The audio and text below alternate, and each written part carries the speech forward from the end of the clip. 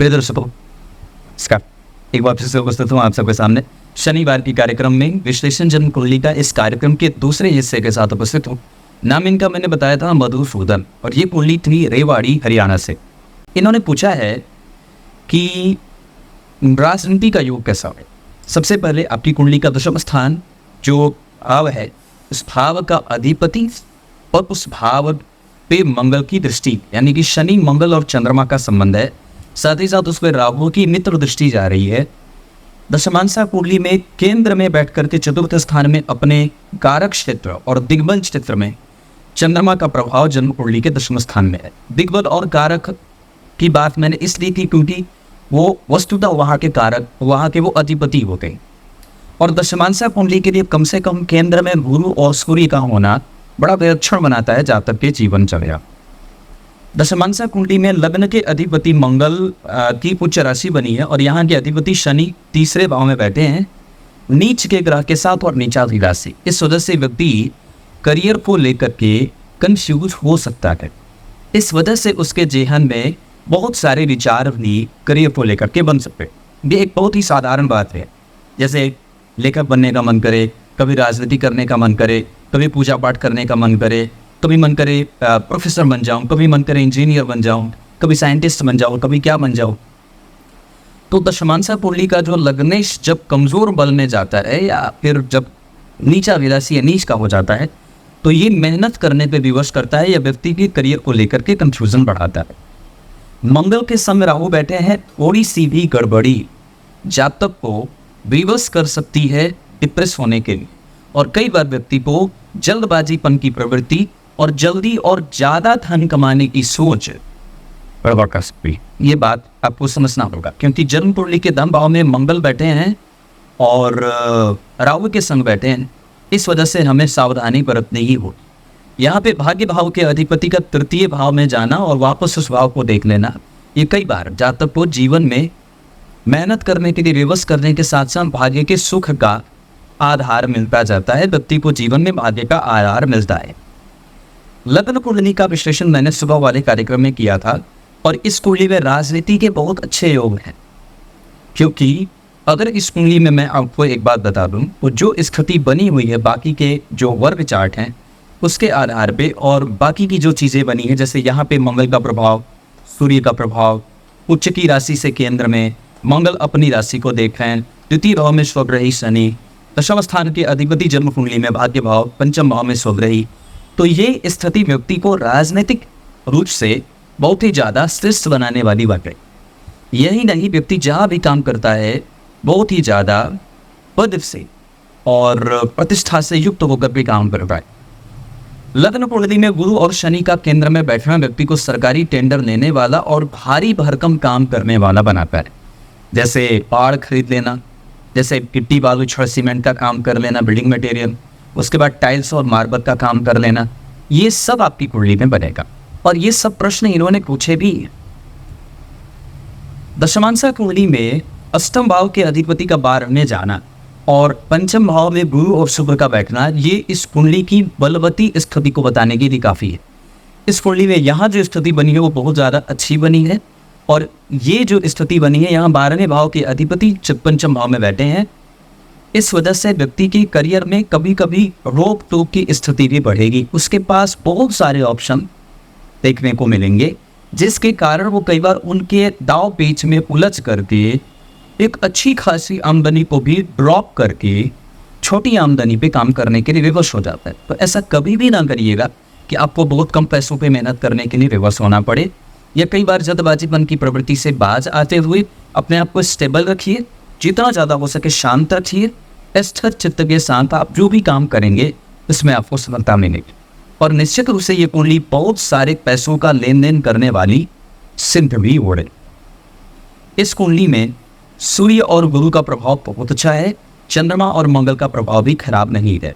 इसके साथ साथ इस कुंडली में शुक्र का प्रभाव थोड़ा बहुत कमजोर हो रहा है क्योंकि डिग्री के हिसाब से वो 24 डिग्री के बैठे हैं। मैंने सुबह वाले कार्यक्रम में आप लोगों को ये बात बता रखी है कि कौन सा ग्रह किस नक्षत्र में बैठा है तो उसका क्या प्रतिफल देगा। अब आपकी कुंडली में नवांशा पर मैं लेके आता हूँ। लग्न के अधिपति का धन में जाना और मंगल की उच्च दृष्टि, ये बहुत अच्छा होगा।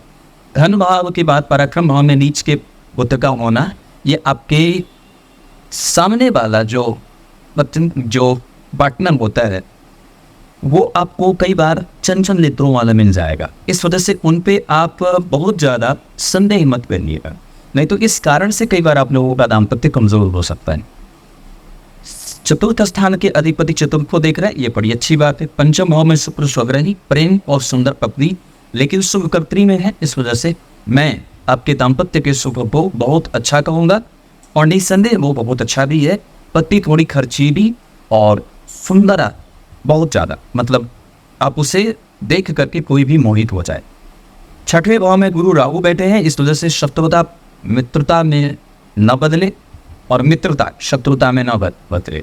तात्पर्य मेरा कहने का है कि शत्रुओं से बैलेंस बनाए, मित्रों से कभी शत्रुता ना बने। और एक बात और है कि इस कुंडली के आधार पे व्यक्ति अपनी पत्नी का संपूर्ण सुख भोगेगा, लेकिन अगर जो पत्नी शत्रु बन गई तो फिर आप उनसे हार जाएंगे, जीतेंगे। यहाँ पे सूर्य का बैठना थोड़ी गड़बड़ी पैदा करेगा, कई बार कठोरता से संबंध आगे बढ़ते हैं, आरंभ में थोड़ी दिक्कत होती है, बाद में चलकर के चीज़ें ठीक होती। भाग्य भाव के अधिपति का भाग्य को देखना, ये थोड़े हद तक ठीक होगा।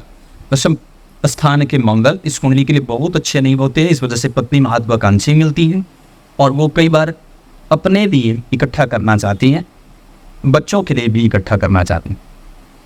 एकादशवें भाव के अधिपति का दशम में आकर के चतुर्थ को देखना, ये बहुत अच्छा होगा धन और संपत्ति के मामले में। 12वें भाव में चंद्रमा और केतु का ग्रहण और द्वितीय भाव में शनि, इस वजह से लग्न को पाप करते लगा है तो बहुत ज़्यादा अपने पत्नी पे हावी होने का कोई बात न हो, ये बात बहुत आवश्यक होगी। ये नवांश कुंडली है। अब मैं आपको और भी बात बताता हूँ, ये कुंडली राजनीति से प्रेरित है, राजनीति कर सकती है। इस कुंडली के चंद्रमा शुभग्रह हैं और चंद्रमा का प्रभाव दशम स्थान में, आप स्वतंत्र कोई भी व्यवसाय बिल्कुल कर सकते हैं। इस कुंडली में व्यापार भाव के अधिपति व्यापार भाव को देख रहे हैं। यहाँ पे सूर्य कर्क राशि के हैं जिसका अधिपति जन्म कुंडली में 12वें में, इस वजह से कई बार पत्नी आपको थोड़ी कठोर और साथ ही साथ कभी कभी उनके साथ शैया सुख में कमजोरी बन सकती है। दशमांशा कुंडली में शुक्र और शनि का जो संबंध है वो जन्म कुंडली में तृतीय एकादशवें का है, पर शनि प्रभाव में थोड़े कमजोर हो रहे हैं, इस वजह से कारोबार में थोड़ी बहुत मेहनत करनी पड़ेगी। आरंभ में दिक्कत है कुंडली में, 37वें 38वें 52वें 56वें 53वें ये वर्ष काफ़ी ज़्यादा कठोर होते हैं। इसके अतिरिक्त आपकी कुंडली में अगर मैं बात कर दूं तो सूर्य और चंद्रमा 50% का परिणाम करेंगे। मंगल और बुध और गुरु में से बुध और गुरु 100% अच्छे परिणाम करेंगे। मंगल थोड़े कमजोर प्रभाव में रहेंगे, हालांकि वो इस कुंडली के लिए मारक ही होते हैं, कमजोर हैं तो आपकी कुंडली के लिए ठीक। गुरु के बाद अगर बात करें शुक्र और शनि की, तो ये दोनों ही ग्रह आपकी दशाओं में कमजोर जा सकते हैं। राहु और केतु की दशा भी आपको कमजोरी में जा सकती। वैसे इस कुंडली में अगर आपको मैं पूरा कुंडली पे चर्चा कर दूं तो गुरु और सूर्य की दशाएं आपकी कुंडली के लिए बहुत अच्छी रहेंगी। चंद्रमा की दशा में मानसिक संताप बढ़ेगा और शुक्र के साथ साथ राहु केतु मंगल और शनि और बुध की दशाएं थोड़े मानसिक संताप के साथ मानसिक शांति के साथ धन देने वाली बनेंगी और उस समय मन व्यग्र नहीं रहेगा। वाहन वगैरह का सुख इस कुंडली में थोड़े विलंब से है। इस कुंडली के सारे काम लग्न में शनि बैठने के कारण बेवजह मानसिक कष्ट के कारण बनेंगे। दांतों की समस्या इस कुंडली को परेशान कर सकती है। कई बार इस कुंडली में मानसिक श्रम ज़्यादा होगा, व्यक्ति इकट्ठा होकर के नहीं रहता है, उसके दिमाग में बहुत सारी चीज़ें चलती रहती। भवन भूमि वाहन का सुख और बहुत बड़ा नाम कमाने का योग इस कुंडली में बहुत ज़्यादा मजबूत है। माता और पिता का सुख इस कुंडली में बहुत अच्छा है।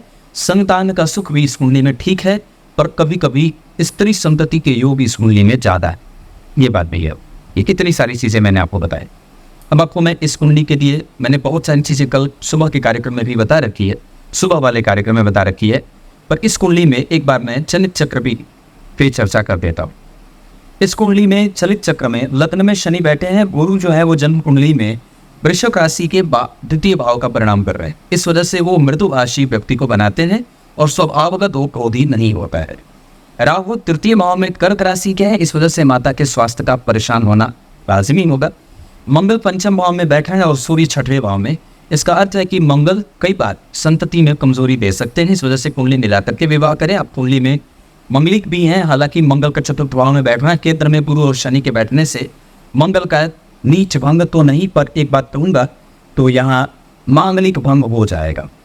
एक बात और कहूँगा, पंचम भाव में मंगल जो है वो सिंह राशि का परिणाम करेंगे, इस वजह से कठोरता आ जाती है, व्यक्ति हट पे अड़ जाता है तो कभी भी उससे नीचे समझौता नहीं करता है।